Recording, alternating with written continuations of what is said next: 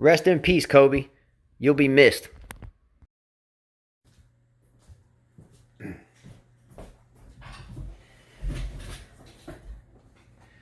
All right, you ready, Carla? Ready? All right, here we go. All right, hello and welcome back to another 5K tennis discussion. Today is Monday, January the 27th, 2020. I think I got the date right. Let's go. And we are here again to talk about tennis as always, but we wanted to start the show with a quick shout out to Kobe Bryant. As we all know, he passed away yesterday in a helicopter crash, as well as with 8 other people, including his 13-year-old daughter, Gianna. Do you have the names, by the way, to the other? Yeah, I do. We have John, Carrie, Alyssa, Tubelli. I guess they were a family, father, wife, daughter. Daughter was in the team with Kobe Bryant's daughter, Gianna. He was a baseball coach. Christina Masur, another basketball coach at a private school. Sarah Chester, Peyton Chester, mother and daughter, and the pilot Ara Sobayan. So sad for all families, I think. Yeah, so an extremely tough loss, and again, I don't want to spend too much time here because I'm sure a lot of us have spent a lot of time with it in the past 24 hours, and I'm sure Kobe and the rest of the crew on board, which were all coaches, a pilot, we're all competitive in a sense. They were going to a destination where kids were going to be competing. But real quickly, a couple things about Kobe Bryant. I'm from Southern California. Actually, I was born in San Francisco and I moved to Southern California as a very young kid. So we were born Lakers fans for a couple of reasons. In tennis, we would look at footwork. And footwork would be backed up a lot of times on the basketball court. So when I was very young, we began playing and watching basketball as a sense of footwork. Since I was very early on, I know you and your brother played basketball for some of the same reasons. Mm-hmm. So real quickly, Kobe Bryant was born on August 23rd. You're an August young lady. 1978, and was arguably one of the best basketball players of all time.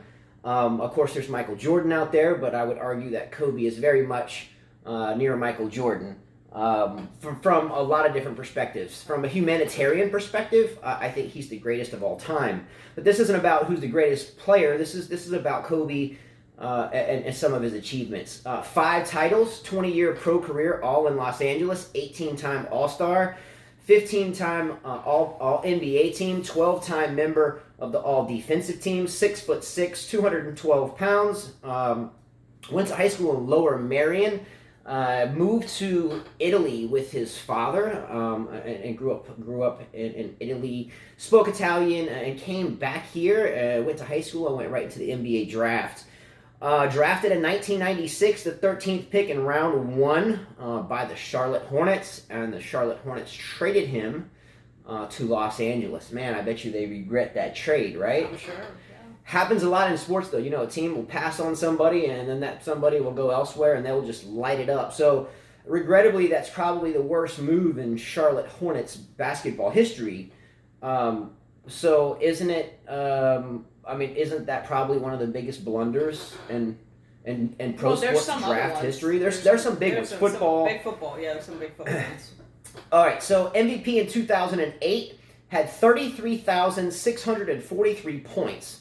Now, the odd thing for me is Carla and I did a show yesterday, and we mentioned LeBron James passed Kobe Bryant. We got done doing the show, and we found out that this happened. And I was like, we just talked about Kobe Bryant. Anyways, coincidental, moving forward, 2 gold medals in the Olympics, Beijing 2008, 2012. Yeah, I remember that. Dream teams, baby, dream teams. Youngest player in NBA history to reach 30,000 points.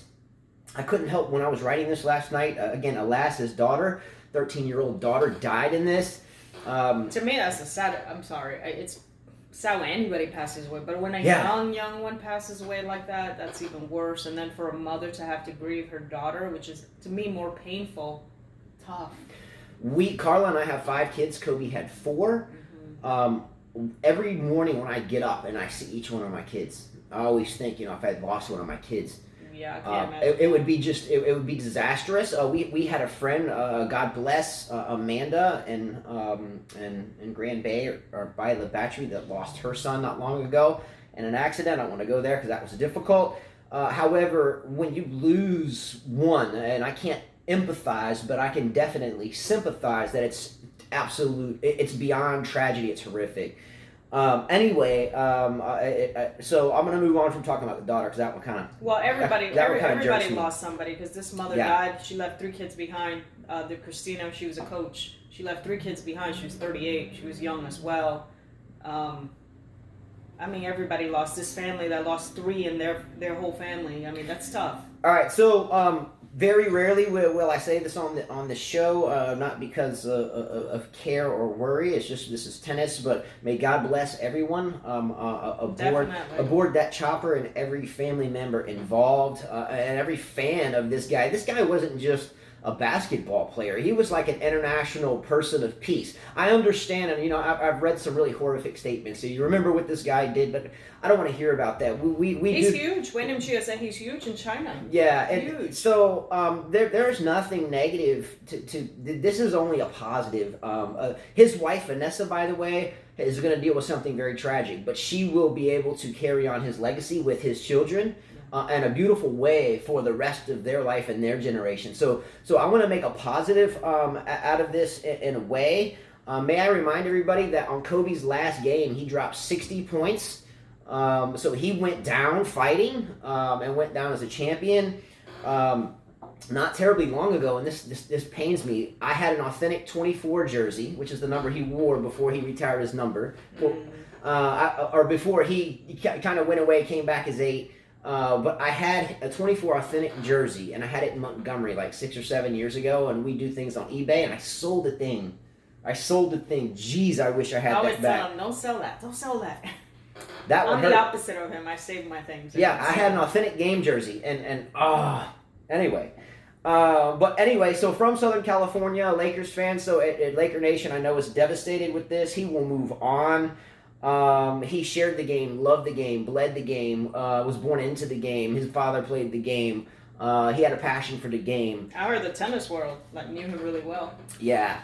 So real quickly, Carla, I wanted to end the Kobe segment on, and we could go on this for forever, and I'm sure people can get a lot better Kobe love on the news because again, I don't have much to offer in terms of segments and clips and so forth, except what all of us have to offer. However, there was a picture that we have seen on numerous occasions of Kobe Bryant striking a one-handed backhand.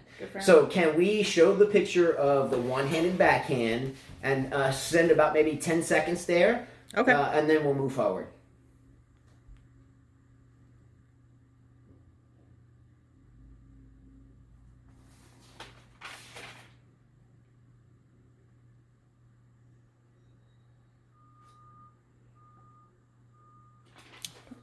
Yeah, it's tough, bro. All right, I'm going to go ahead and switch gears immediately. Anyway, right after this happened yesterday, we were recording a show, and about 30 minutes later, we got a video from somebody, and the video was just absolutely awesome. Right? The video was incredible. So Margarita Martinez, by the way, loyal viewer, what's up? What's up? She sent me a video saying, "Let's go." And I'm doing that purposely so I can get motivated here. Anyway, Margarita Martinez. So we did the show yesterday. We mentioned Kobe. We went in there. I went upstairs. I did something upstairs in the bathroom. You come upstairs and you say, your boy Kobe just died. By the way, out of our 5 children, the 2 oldest boys watched Kobe all the time. They're always going, Kobe. So from the time, I think my now 15-year-old and 17-year-old would walk around the house, like if one of them tripped and fell, or one threw a sock in the laundry basket, or one threw paper in the trash can, they'd always be like, Kobe, Kobe. And then if we would go shoot hoops, because we all play ball, at least all of us, sometimes Carlo would get out there and we'd be balling, like, boom, what's up, Stefan Izovich? Like Christopher, even at like 9. I'm too short. Christopher, even at 9. I used to shoot good. Yeah, Christopher would be popping threes, and he'd finally make one because he was on the shorter side then. So he'd finally make one, and he'd be like, Kobe. He'd jump around the court going, Kobe, Kobe. And then like he would trip over and fall, and his older brother would be like, ooh, Kobe, huh? Kobe. So the Kobe was a kind of a big part. And so my boys, actually, the two oldest boys were here when that happened yesterday. Yeah. And that was the first time I've seen my two oldest boys like kind of speechless about something. Yeah. Anyway. Well, it's been a long time since we've had somebody big died, I think, pass away. Yeah, in the prime of their life. Right, exactly. Usually it's when you're, older, but this or like different. a musician that's been, having bit troubles. And anyway, so right after this happened, Margarita Martinez was watching, I guess, our yesterday's show because I had the Bombo shirt on. Yes. And she sent us a video, and that kind of made light of the day. So check this out. Here we go. Let's go, Margarita. Let's go, Justin! Vamos! She's smiling too. Can you get a replay on that? Yes. Because this made my day. And I'm still trying to get motivated. You know what I mean? Kind of a slow start today. Here we go. Uh-oh, technical. Let's go, Justin! Vamos! As Wawrinka would do. No, he goes like this. I'm going to start doing that. Every time I watch the kids play this season, they start their high school season next week. I'm going to go like this when boys win a point. So, Margarita snapped us out of the funk yesterday and did it once again today. She loved the shirt. I bought him that shirt like a year ago.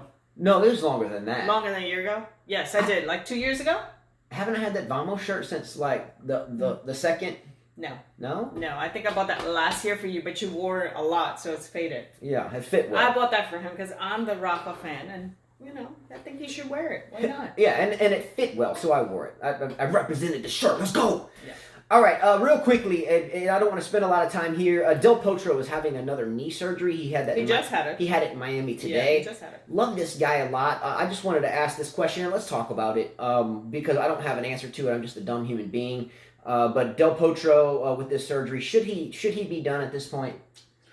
Gosh, the body goes through a lot. I watched a lot of players yesterday suffer playing on the court. And yes, I would have to say definitely. But I'm sure as a fighter, as an athlete, you never want to quit the sport you love. If you love the sport. Del Potro's 6'6", am I correct? I think so, somewhere close. Maybe 6'4". I think he's 6'6". But the only reason why I mention that is I hope Medvedev, I'm sorry for his loss, we'll get into that. But I hope Medvedev kind of looks at Del Potro and says, geez, if I'm 6'6", can I continue to run like this all the time? 6'6". That's what I thought. Yeah. But we'll get into that. And even Del Potro doesn't do as much running as Medvedev. Yeah, so should Del Potro hang it up at this point? Don't let greed... I don't think it's greed. Well, no. Don't forget you're an athlete. No. I'm talking about kind of a personal mindset. Don't let compassion give way to greed. And what I say is don't be greedy and think to yourself, I just love this guy. Del Potro is a very likable guy. Yes. Love him. I just want to give him a big hug, like a big teddy bear, but really tall. Love that guy.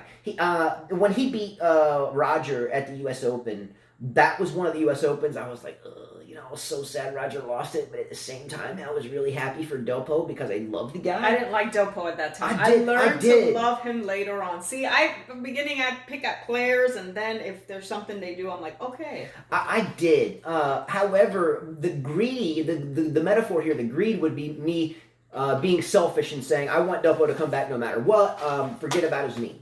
But the passionate side would say, or the compassionate side would say, hey, wait a minute, I blew out my knee. I'm playing at a high level again. Is it worse having another surgery and making it worse and worse when I'm 40 and 50 and 60 years old? I don't know. So I wish the best for Delpo. He's one of my favorite players, honestly, ever. Mm-hmm. And I say that from a list of players that were gone when I was born that I was made to watch and study. From Edbergs to Beckers that were in a generation, many generations ago, to the current. He's one of my favorite ever. Mm-hmm. Anyway, so should he retire? And that's basically kind of where I got in a sense. Unless you start wherever you want to start. No, we can continue. Oh, okay. You don't want to... Well, I wrote here yesterday before the Kobe thing that I had a poll question. Do you prefer a pencil or a pen to to write with because I write a ton and the pencil is kind of. Okay, gotcha. Well, let's But, start. but I got wrapped up in the Kobe thing and the energy just went out of that deal. Okay, well, I think you have Halep Mertens. So Yeah, we'll let's- talk about let's that start with match. that. I think Justin, yesterday, did you say it was going to be a pretty routine match, 4-4? Was the score you said? Before this match started, I told Carla this match is going to be 6-4, 6-4. What happened? It was 6-4, 6-4. We 6-4, we 6-4. watched this match. Really, it wasn't that exciting of a match. Mertens looked at her camp a lot. You know, she seemed frustrated. She told them at one point to be quiet. She was like, shh, which I don't like when you do that. To me, I find that disrespectful. Halep was, as always, chasing every ball, counter puncher, hitting everything back, and Mertens, you know, was the inconsistent one in that match, and therefore Halep won. Not that she blew her off the court, she just played typical Halep. I wish she had a weapon. I really do, because if she had a weapon, she would have so many more slams, I think, in her side. 6-4, 6-4 was the score. Both were grunting. What can I say? She faces Kontaveit. Kontaveit is her next opponent. I did like her interview after she was done. Her and her coach, Cahill, have a deal that if she looks up at her box, she has to give $200 every time she does that to the bushfire in Australia. All right. And he'll give her the total at the end of the slam. First off, I like to say I like Halep a lot as a person. So I like Halep as a steward of the game of tennis.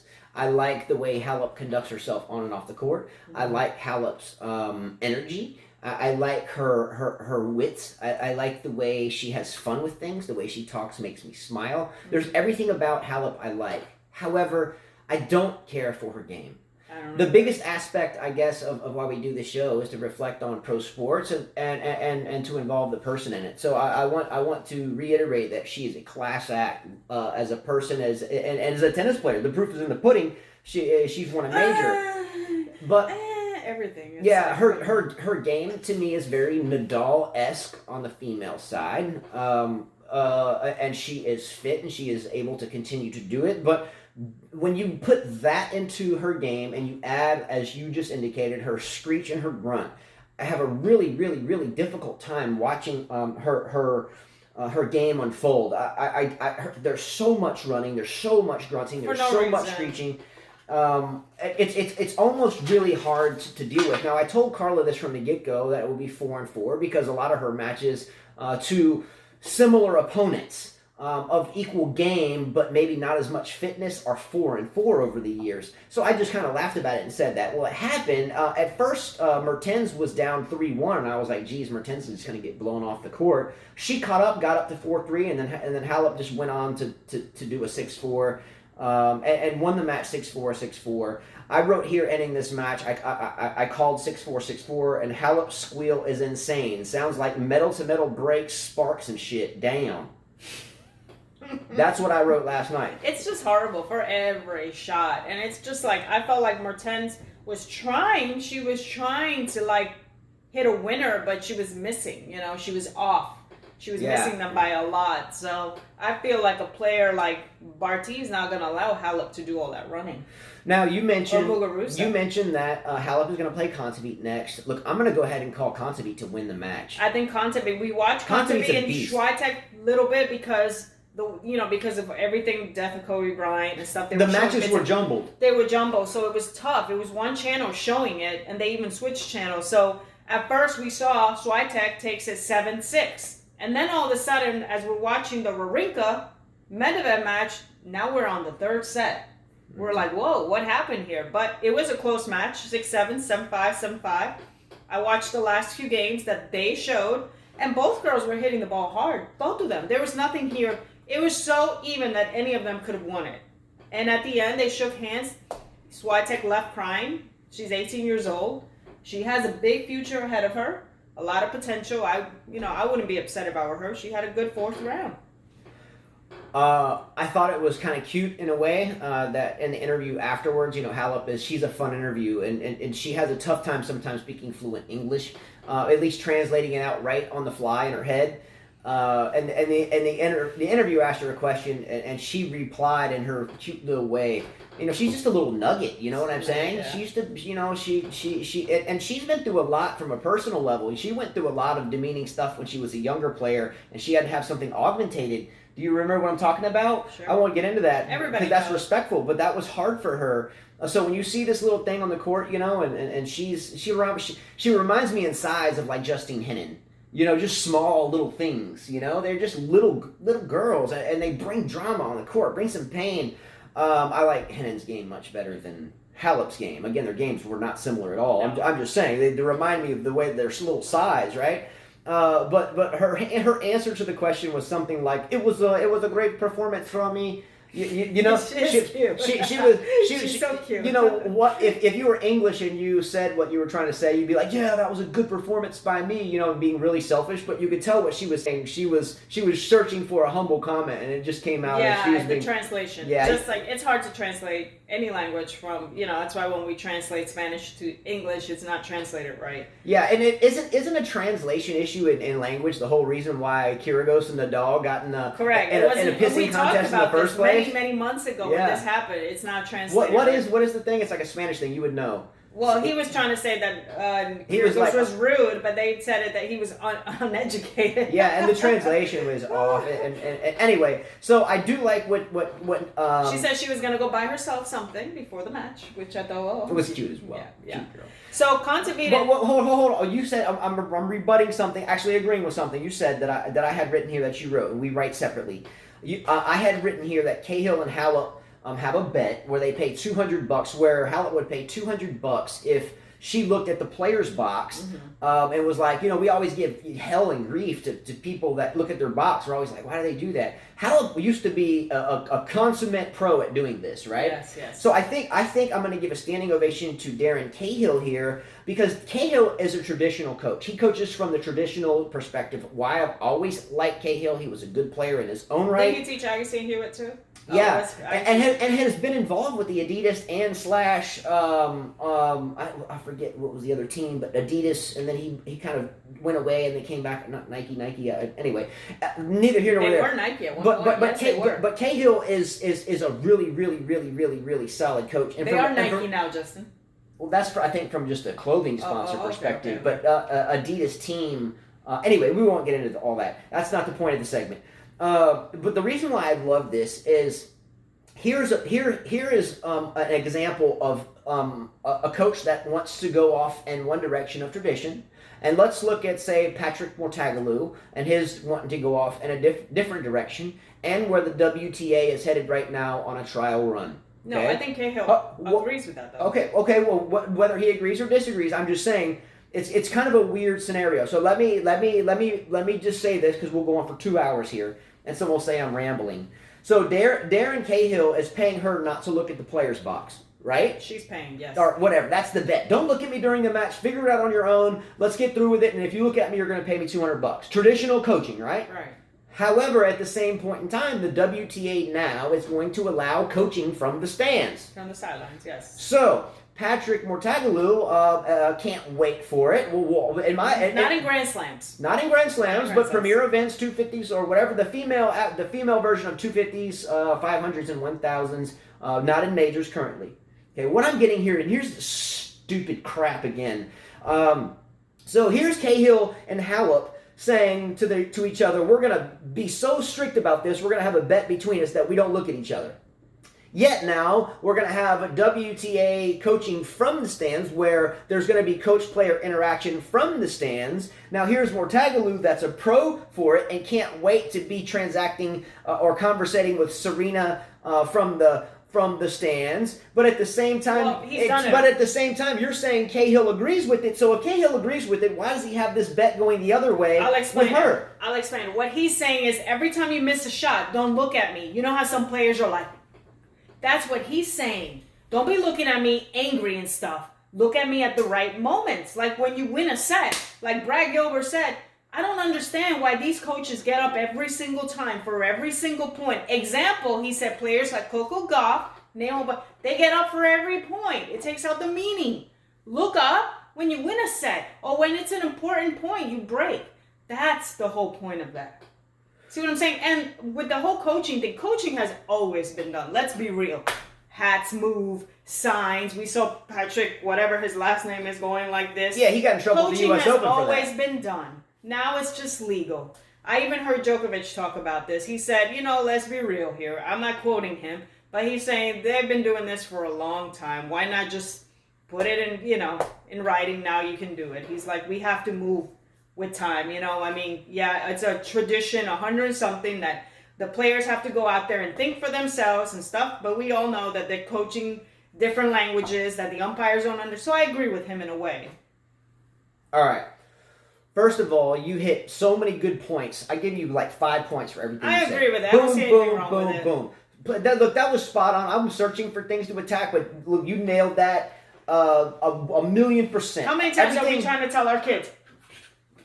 Look, I would be a hypocrite to say I don't coach my kids, and we have 5 of them. Well, obviously the 4-year-old's not playing tournaments yet, but the rest of them haven't been in them. I would be a liar if I didn't say I was coaching my kids almost on every point through the fence. I would be a liar. And plus, in high school where it's allowed, I do it vocally. I don't do it every point. If I see something, how I coach is when I see them warm up, I go up to the fence and I tell my kids, do this, do that, do that. They don't have this, they don't have that. Stick to that plan. If they don't do it, I'm like, attack his backhand. He's a bozo. I don't say bozo, but I'm like, come on, attack the backhand. He can't get one down the line. Attack the backhand. Like, push the serve in if you keep double faulting. I usually watch their push opponent. the serve in if you have to. I usually watch their opponent before they hit with them, and I'm already picking at stuff. Here's but I don't like, honestly, to me as a player, I'm going to tell you, if I'm a pro player, right, and my coach is telling me something, I don't like that. I don't like being coached from the sidelines. My dad tried doing it with me. It bothered me. It disrupted my play. I personally like to think for myself. Well, now, okay, let's put this in context here, because when you were a kid, your dad was coaching from the sidelines and you would deal with it. I don't like it now. However, after a while, when I met her father, she was playing in a doubles tournament. She won the doubles tournament, but during the finals match, her dad was trying to coach her from the sideline. She's now a grown woman with kids, and he just, is there watching at this point. She basically kicks him out of the stands. I told him to leave. She pulled a Bartoli or Georgie on him. No, I told him to leave. This is not a Grand Slam tournament. I'm not winning money. She won. She won a turkey and a trophy. It was a Turkey Day tournament. She won a turkey. We ate that turkey. Gobble. I won 2 turkeys. I gave one away. We got that. Yeah, I don't like to be coached. To me, I don't like looking at people when I play. He loves it. But when I'm there, I don't like looking at anybody. All right, let's squash this. Back to the WTA coaching from the coaches' boxes. A couple of things. They are going to allow this coaching to happen from the boxes. The reason why they are allowing it, Novak Djokovic said it perfectly. He did say it well.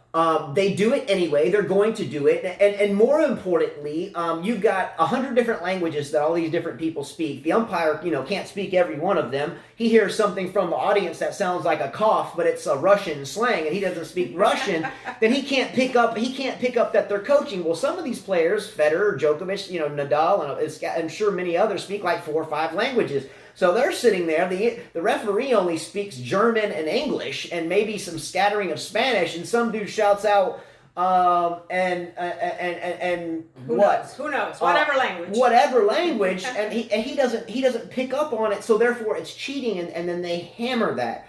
And he says some umpires let it even slide. And some of it, and for favoritism and so forth. Yeah, so if they're going to do it anyway, why don't we just make it a rule so it's fair for everyone? Exactly. So, I agree with him. So, anyway. So Cahill did agree here. I wrote that here. I wanted to get in a debate about it in a sense because the bet didn't make sense when he agrees with it. No, but I told you why the bet was. Because she kept looking up at her camp every time she missed a ball. Why are you looking up at your camp? What do you expect them to tell you? Come on, All right, moving forward, let's jump into the Dominic Thiem, Gael Monfils match. This shouldn't be very long By at all. the way, Halep, Kontaveit head-to-head, 2-0. Halep has destroyed her the past 2 times. The last time they played was in 2017 on clay and on hard court. But I think this will be a different Kontaveit. So it's 2-0? 2-0. Kontaveit wins this match. Take it to the bank. Okay. I wonder what the odds are on that match. I wouldn't bet on it, but in a hypothetical dream world, I would. Kontaveit's going to win this match. We're jumping to the men? Watch the seat. We're jumping to Let's the men? just jump. Let's spend a few minutes on Dominic Thiem and Gael Monfils. I wrote a lot about this one. Score, 2-4-4. Let's start. I'll start with a couple notes that I had. In the first set, we saw vintage, typical Monfils basically gave up and away as it moved in. Well, I put here Monfils has never beaten TM before. They faced each other. He's 5-0. I looked Now this up 6-0. But 5-0. However, I think, and correct me if I'm wrong, even though he's 5-0, I think 3 of those matches were walkovers, right? Something like that, yeah. Some weird deal. Yeah, I don't know, but I heard Brad Gilbert was actually brilliant last night, and it's hard for me to say that, but he was brilliant last night.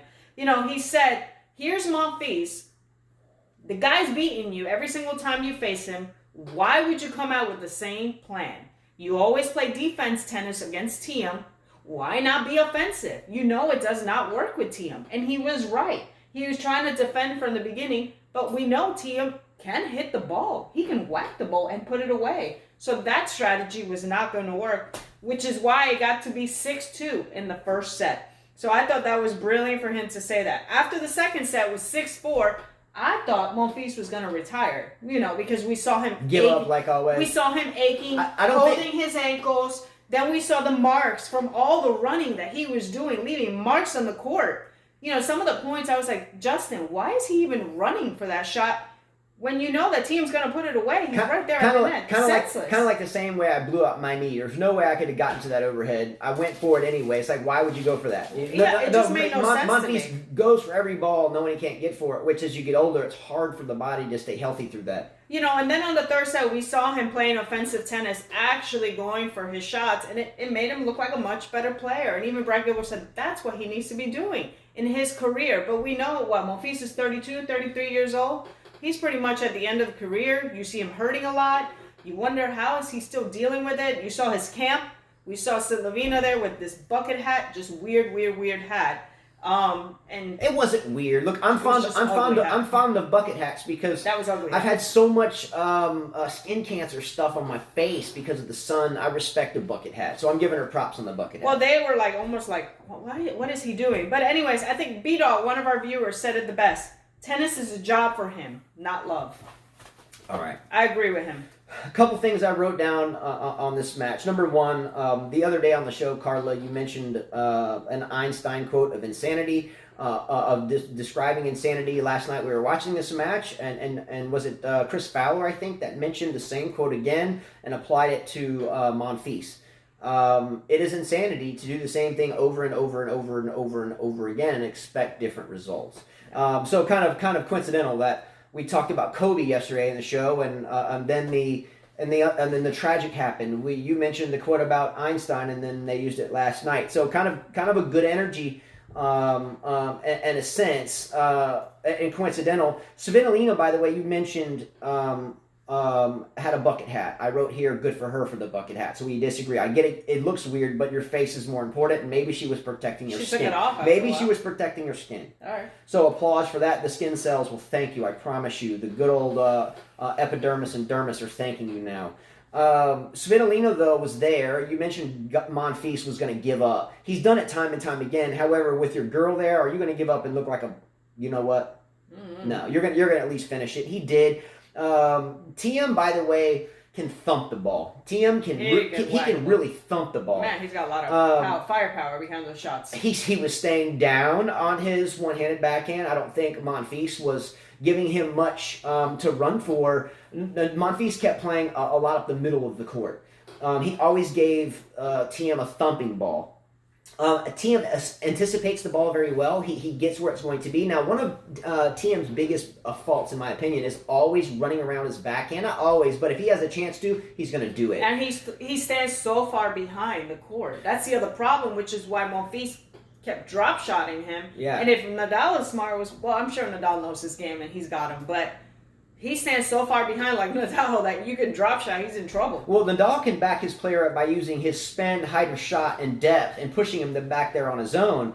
But TM kind of stays back on his own, and Monfils would cough up the drop shot. Unfortunately, he didn't know what to do. Or the underhand serve. He didn't know what to do after that. A TM also can cut off angles very well. He anticipates the net very well. In my opinion, TM should come to the net maybe 20% more. Especially if he can do so on clay. If he can find a way to get to the net more on clay, I think he would have a chance at Nadal to get some of those points over with a little bit quicker. Anyway, neither here nor there. We'll talk about the French after this tournament. Well, I think we have Miami and Indian Wells first. But anyway, TM anticipates very well. He knows how to and where to approach and can cut off the angles to get points done really quickly. He should come to the net more. We did have some grunting in this match. I wrote down here, I had to make it PG because my first thought was like X-rated. But I knew I could. So I couldn't do that. What the heck are we so watching? let's say it the PG way. It sounded like a natural wildlife mating. It was like All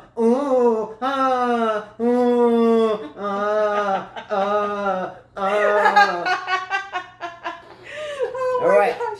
But we also found out that him and Wooster did not work out. Yeah, Thomas Wooster. Wooster told him that he needed to finish his matches a lot quicker, and apparently his team did not agree. Here's the problem. Adios, muchacho. You got Nicholas Massou, and you got a strong-headed guy, and you got Wooster, who's another strong-headed guy. No good combination. That's why you stick to one coach. Gotta let go, or maybe Mooster says, screw you, I don't need this. Well, Wayne Chia said it right in your messages you showed me. Wayne Chia, I think it was Wayne Chia, said, well, now it's going to look like Mooster got fired. He probably just said, screw it, I don't need this. It just didn't work out. Two things. This kind of goes back to the WTA allowing coaching on the sidelines in an odd way. The coaching on the sidelines, do you think, is there any chance that the coaching on the sidelines is kind of a way for the coaches to get more exposure? And two, if they are getting more exposure, will some of these coaches get more guaranteed contracts, less risk of being fired, or will it only maximize that? Is it putting the coach? In other words, this guy Mooster now potentially on the global stage is going to look like a schmuck coach because Master Splinter TM said get lost. So do you see what I'm saying? So now worst style. It was a really short relationship. And here you have Mooster that won the French Open, right? A beast tennis player that gets hired and fired really quickly by TM. And now because everybody knows TM, at least the common current tennis fan, the common one, not the diehard intense one like everyone here, but just the one you see on ESPN. They're going to think he got fired. They're going to think this guy gets fired. And then when their favorite players, they grow into the game, sees that, why'd you hire this bozo? He got fired not knowing who Mooster really is and what type of kind of bratty type kid TM can be at times. Well, Brad Gilbert said, I've seen so many people at the locker screaming at their coaches, I'm not going to name names. Yeah. And that should not be done. He said, you guys should do that in private. That way nobody else sees it. It does ruin the coach's reputation. I think if they allow it in the ATP, if a coach says the wrong thing, they're going to look bad. So it could work both ways. Yeah, and we've talked about coaching. We're both coaches. That's what we Personally, do. I wouldn't want anybody with a camera listening to me. The coach has a lot on the line, personally, physically, and feeding their family-wise, because everything the player does that's winning a lot of, the bulk of the money, if they're that good, everything they do comes back to the coach. So if the coach, it is just on the firing line that quickly. I hope they find a way to get guaranteed contracts. Okay, I'll come aboard, but if you fire me in a week, then you know what I'm saying? Severance package, something, because these coaches gets their butts whipped. And I think coaching from the sidelines, some of the pros will be the coach will get exposure, and maybe humanity will feel worse once they get to know them from the interaction. And they get fired so quickly. I think there'll be more a we support you coach type thing on social media platforms. On the flip side of that, I think people like Patrick Mouratoglou just can't wait to get in front of the camera and go, hey man, Serena, let me go find some other. Patrick Mouratoglou is the type of coach that'll pop up in some random box of some player that he'll like Coco Gauff. Coco Gauff did well at Wimbledon. He's a coach. And all of a sudden he pops up in her box. Sissy. Look at me. I look good. It's my frosty with some wet hair. Yeah. And then the Sissipas comes around. They're just dad and Sissipas. All of a sudden he gets hey, it looks good. You come to my camp and we do this. We just you. We like you. We like you again. And you just say, I coach with Serena for since 2012. And he's on the tennis channel all commenting. He's like, yeah, I look good in this camera. Oh, but wait a minute. We talk about we were talking about Kobe Bryant, and I forgot. He's a good guy, but I still look good here. I look good. Serena did. Serena. Jeez, Operation Cheese. He loves himself a lot. Loves himself. By the way, TM, shave the hair. that frost thing just is not working. Yeah, Not working. So- that was awful. I had And it's like he straightened his hair on top of that. It's just awful. Yeah, and I did hear that something fun about him and his mother. They have a bet that if he wins the tournament, she had to get a tattoo. She's got two so far. I think that's pretty cool. I'm a tattoo guy. Let's go tattoos. I love her mom. Let's No get down. tattoos. All right, so I wrote down a couple things. We were sitting on the bed last night watching this, and Carla busts out and says, "Quote: I don't like Tiem at all. I hope Monfils wins." I don't. I'm sorry. I don't like him. He has this whole nice thing. I don't think he's nice. Let's ask Ivanovic and let's find out. Well, the truth. if you hypothetically, if you are a Ninja Dojo on top of Ninja Turtles and your name is Master Splinter, you have to be a kind of a hard ass to keep your turtles in line. I don't think he's so nice. Next, Tiem and Nadal 4-9. By the way. next thing I wrote down: TM had on a baseball cap last night, no bandana. He's morphing back to the ball He's cap. covering that horrible hairstyle. Watch out. Anyways, he's never beaten Nadal hardcourt. By the way, never. Nadal will give him. I would Whoop his ass. Well, I don't know about that, but I think Nadal is gonna. I think Nadal's gonna beat him. Whoop him. But I can guarantee you one thing: Nadal is going to pick on his one-hander. Nadal is going to pick over there. So when you watch this match, I'll go ahead and tell you, Nadal is going to hit heavy Well, high he did balls that with Kyrgios. to the backhand. He did that with Kyrgios. Oh. B-Dog said he kept feeding it to Nadal kept hitting it to Kyrgios backhand. Okay, attacking him. Well, here's the difference. I think Nadal is going to beat Tiem worse than he beat Kyrgios for two reasons. Number one,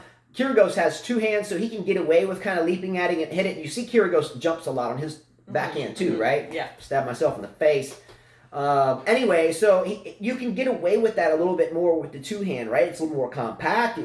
But when you have the one hand, you're coming around with more racket head and distance, and you're jumping. It's much more inconsistent. And again, everyone knows this. So Nadal is going to pick there. He's going to pick there just like he's done to Federer so many times over the years. Gee whiz, if he didn't pick on the backhand like Nadal did, Federer would have 5 more majors.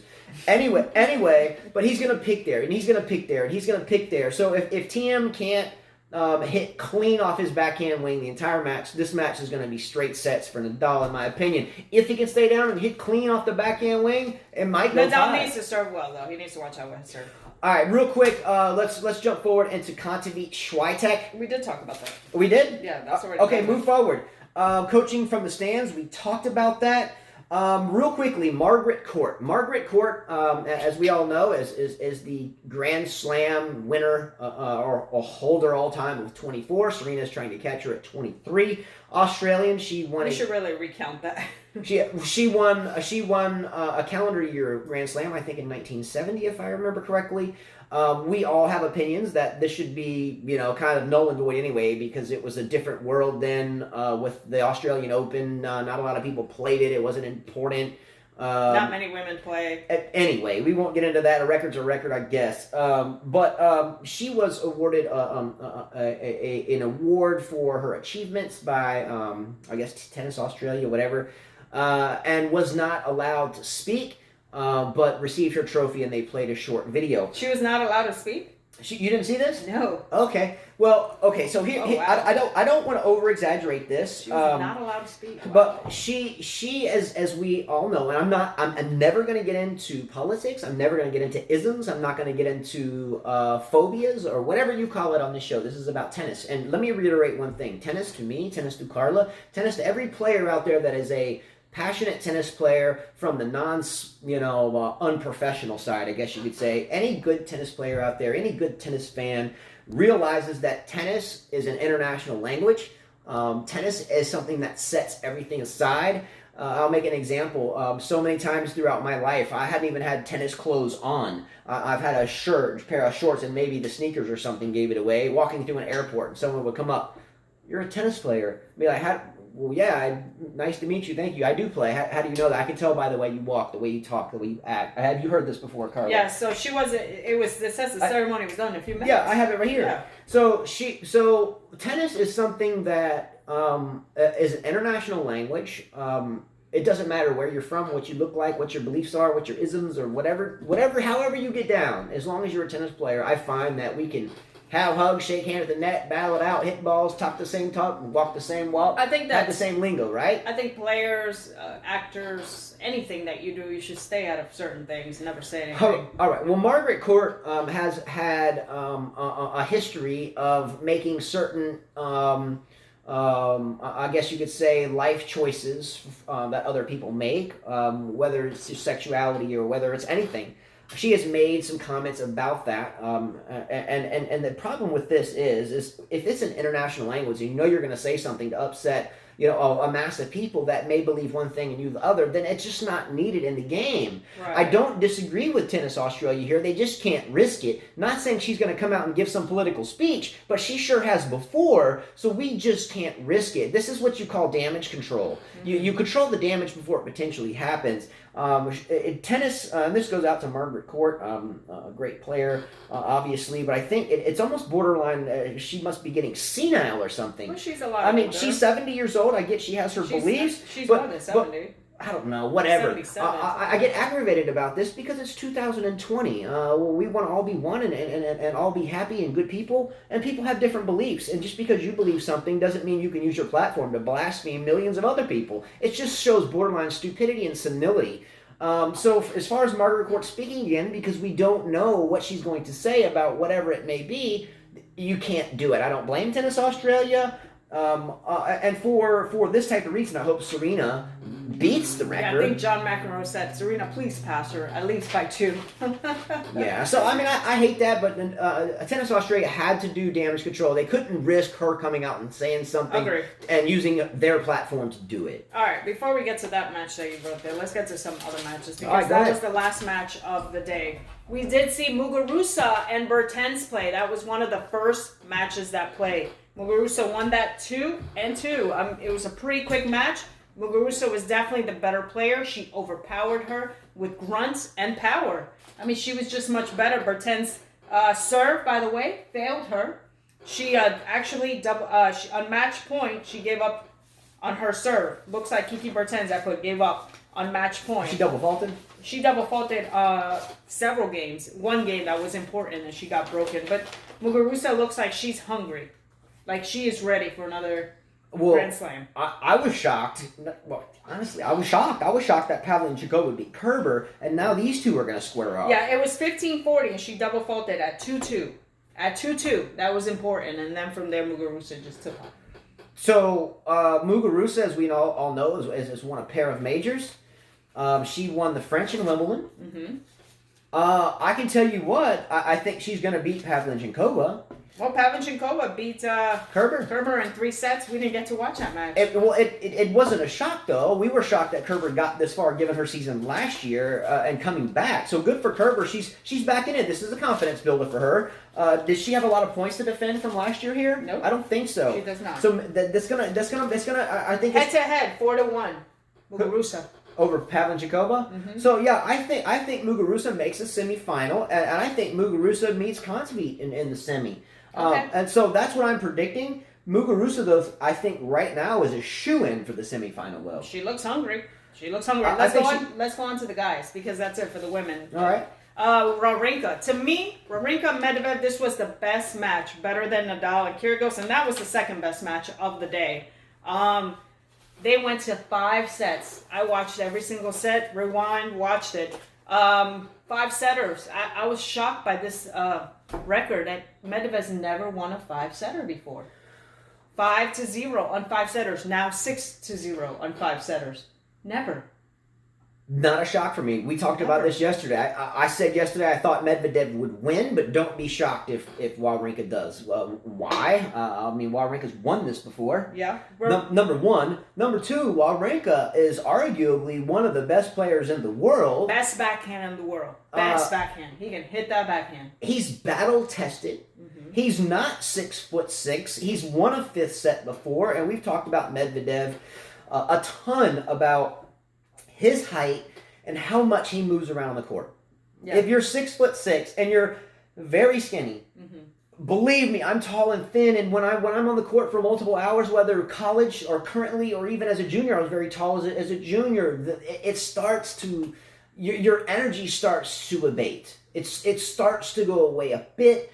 And not that you're mentally gone. It's just that you don't even realize it. You just realize that you're not quite the same anymore. You could maybe I didn't mean to say your energy goes away. For him, I think he keeps his energy, but it's just different. You react differently. You start making unforced errors. Well, he kept his energy. Look, Wawrinka, I wrote here, came out in the first set just hitting winners like crazy. I mean, he won that first set pretty quick. And then it seemed like he had a letdown the second set. Medvedev was being a lot more aggressive on that second set. We get to the third set. Both guys, it was just a matter of being broken. It was pretty even. Medvedev came passing Wawrinka at the net. We go to the fourth set, and Wawrinka came back with more aggressive tennis. The rallies were intense.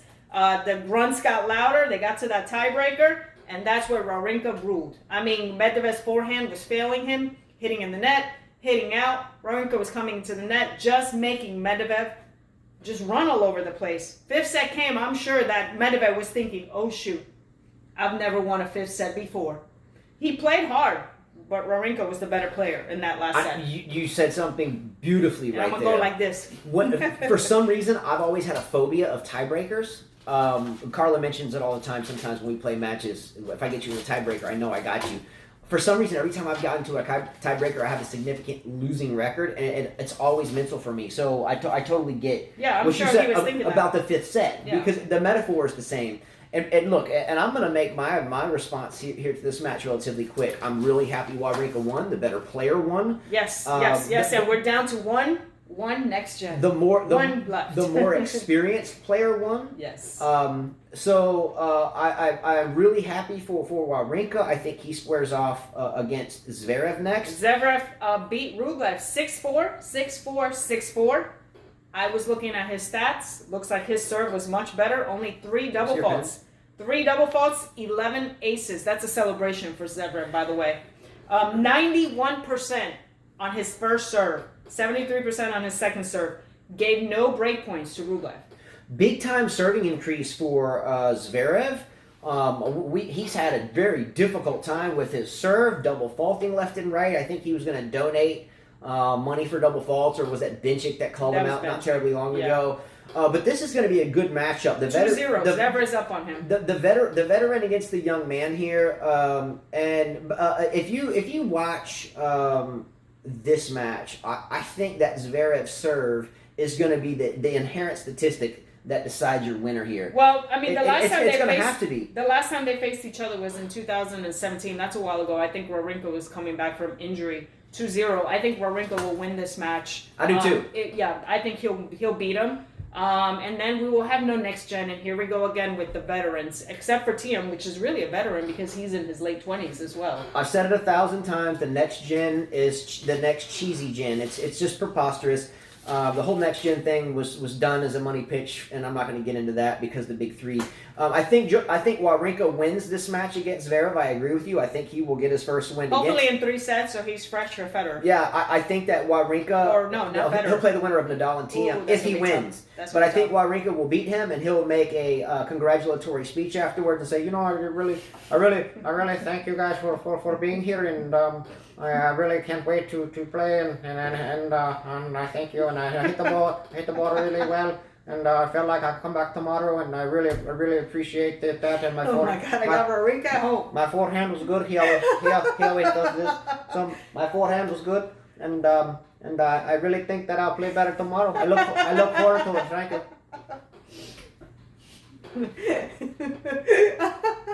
All right. Nadal, the match of the night. Well, this was the second match to me. Went to 4 sets. Actually was a pretty decent match, It was a good match. I mean, first set, 6-3, 3-6, 7-6, 7-6. Kyrgios lost, and he will donate $20,000 thanks to his aces from this. $100 per ace, yeah. 20,000 is what we got so far. It was the number they came up with.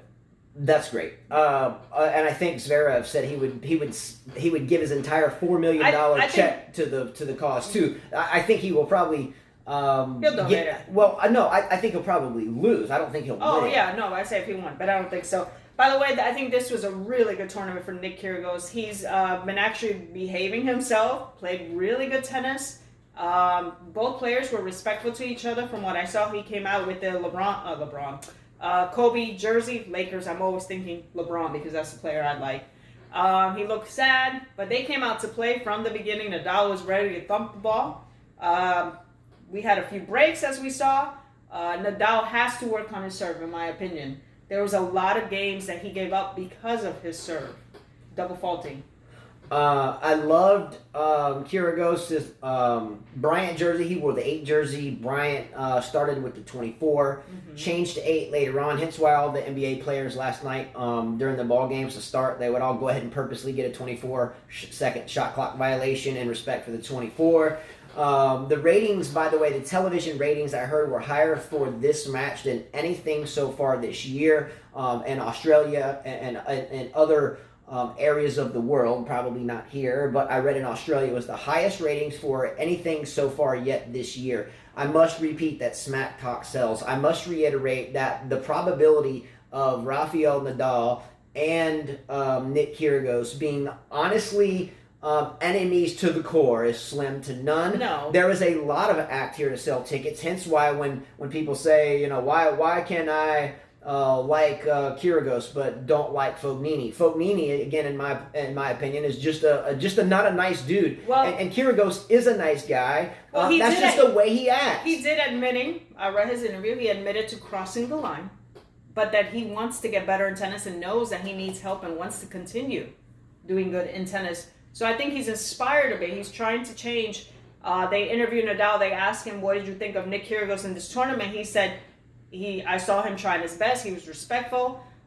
He's one of the most talented players we have. He said, I liked watching him in this tournament. Hopefully he keeps the positive attitude. And I'm not quoting him. I'm just grabbing a few chunks here and there. They shook hands at the end. Both said a few things to each other. And you can tell that that's done with. You know what I mean?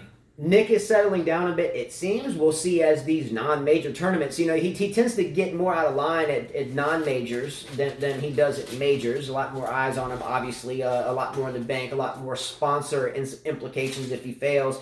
But again, the Smack Talk sells. His matches sell out. His sponsors pay big dollars.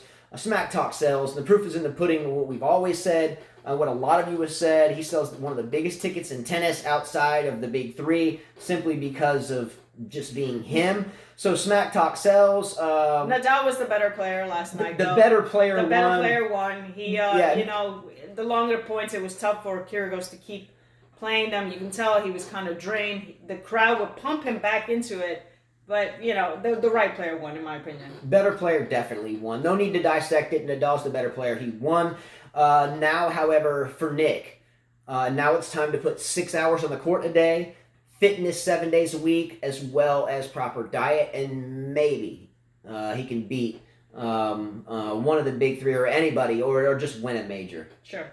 All right. One last thing, I had a viewer, this is the last thing we have, asked me to talk about this, so I will. I can't remember his name. João Sousa. I'm sure you guys read a lot about this. A Brazilian tennis player, 31 years old, has been banned for life for match fixing in the world of tennis and fined $200,000. They found him guilty from 2015 to 2019 involved in match fixing in ATP Challengers and ITFs. His highest ranking was 69, and he's never made it past the first round of a Grand Slam. His prize money total is $1,324,103. Ouch. That's not much because the $200,000 fine, that's crazy. $1.2 million goes nowhere in traveling in pro tennis. No. Much less you got to pay. Let's say I'm an American player. I make $1.2 million. I got to pay 50% of that to Uncle Sam. That leaves me with $750. That's nothing. I'm spending $100-200 grand a year on coaches, training facilities, hotels, diet, hotels, traveling. That takes me down to $500. Now I've lived for multiple years. Probably has a house, car, bills to pay. Then you're dead broke. Now what happens is probably has a girlfriend, kids. Who cares? Doesn't matter. And now life gets tough. Now you're behind in debt. Now you owe this person. And on top of that, that's on your resume, even as a coach. All right, let me finish my thought here because I get off on this one in a way. I've taken shortcuts in my life. I'm not going to get into that, but I've paid a heavy price. Let's just say freedom compromised for a while. I'm not hating on somebody, but to throw matches for personal gain is absolutely wrong. he is disbarred for life. I think that's too harsh. I think second chances, or in my opinion, I think being taken out of the game for life is wrong. I think he deserves a second chance. Now his age, I'm unsure of. 31. 31. So okay, getting there. But I think the likes of Evans right now, Federer, and all these guys. I think taking away the game from someone for life is wrong. First of all, I do think that betting on sports now if I'm betting on a basketball team, and I don't play on it, it's different. But I'm the athlete. I'm going and I'm throwing a match on purpose for personal gain. That's wrong too. Do I believe he needs to go to prison for life in a sense? No. Why? Maybe you take a year ban, pay your fine, but there's no way someone that's broke can pay a $200,000 fine. And how can he ever begin to pay it if he can't play? He understands surely that he's wrong. Now, why does someone do something like this? And this is in the positive. When we have bills like we just said, 1.2, that's gone. He doesn't have that. Taxes and however it works, traveling, that's gone. Been gone. Yeah. Surely he got into some type of financial bind. Wife about to leave him. The kids can't eat. Or he can't keep training. He can't keep training. Maybe, surely he did it out of need.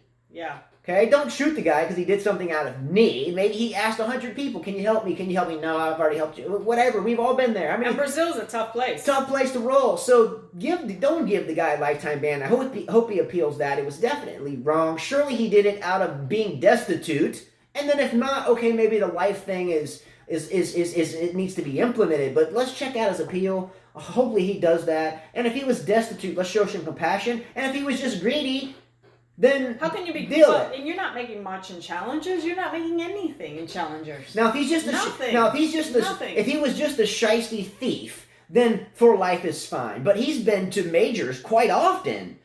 In the main draw without having to qualify. Sousa, if I remember correctly, wasn't he like 80 in the world or something? 69. 69? Anyway, give the guy a second chance unless he was just a criminal and got off doing that, whatever. Anyway, that's the show for today. Much love to all of you. We will see you mañana. And as always, thank you very much for watching. And we will see you later. Bye-bye. Subscribe.